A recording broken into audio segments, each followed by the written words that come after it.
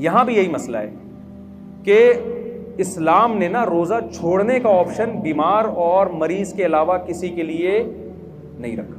अब लोग कह रहे होते हैं मजदूर बेचारा क्या करे, तो हम उससे कहते हैं कि देखो, हमें इस्लामी कानून में ये मिलता है कि मजदूर अगर सेहतमंद है, सफ़र में नहीं है, तो मुलाजमत तो सबकी अलग अलग टाइप की होती है ना। कोई एयर कंडीशन में बैठ के जॉब करेगा, कोई जनाब गड़ा खोदेगा।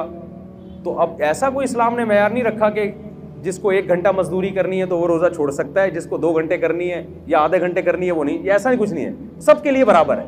हाँ, ये ज़रूर है कि रोज़ा वो रखे, और अगर हालत गैर हो जाए, रोज़ा रख के नाकाबिले बर्दाश्त हालत हो जाए, तो फिर तोड़ने की इजाज़त है, बीमार होने का ख़तरा हो। क्योंकि जैसे बीमार को रोज़ा छोड़ने की इजाज़त है, ऐसे ही बीमारी के खौफ में आपको रोज़ा तोड़ने की भी बोले ना भाई इजाज़त है। जैसे शुगर के पेशेंट ने रोज़ा रख लिया, बाद में देखा शुगर बहुत डाउन हो रही है, हालत ख़राब हो रही है, तो रोज़ा वो तोड़ सकता है।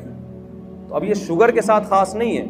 मज़दूर को अगर ये ख़तरा हो गया कि मुझे प्यास और इतनी ज़्यादा लग रही है कि मैंने अगर रोज़ा नहीं तोड़ा तो मैं बेहोश हो जाऊँगा या खुदा न ख्वास्ता मर जाऊँगा या मेरे शुगर लेवल डाउन होगा, जिससे कोई भी बीमारी होने का ख़तरा है, तो जब उसका ये ख्याल और गालिब गुमान हो कि ऐसा हो जाएगा, तो ऐसी कंडीशन में इस्लाम उसको रोज़ा तोड़ने की इजाज़त देता है।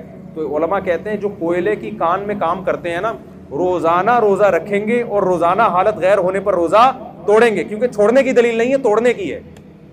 बहुत मुश्किल है बात समझाना, मेरा ख्याल नहीं आ रही समझ में। हमारे गामदी साहब ने तो फतवा दे दिया कि कल आपका पेपर है तो भी आप रोज़ा छोड़ सकते हैं। तो मैं मकसद गामदी साहब पे रद्द करना नहीं है, मकसद ये कि इस किस्म के भी स्कॉलर्स मार्केट में आ रहे हैं, तो ये कानून को आप इस्लाम के चेंज नहीं कर सकते, जैसा है वैसा ही रहने देना पड़ेगा आपको।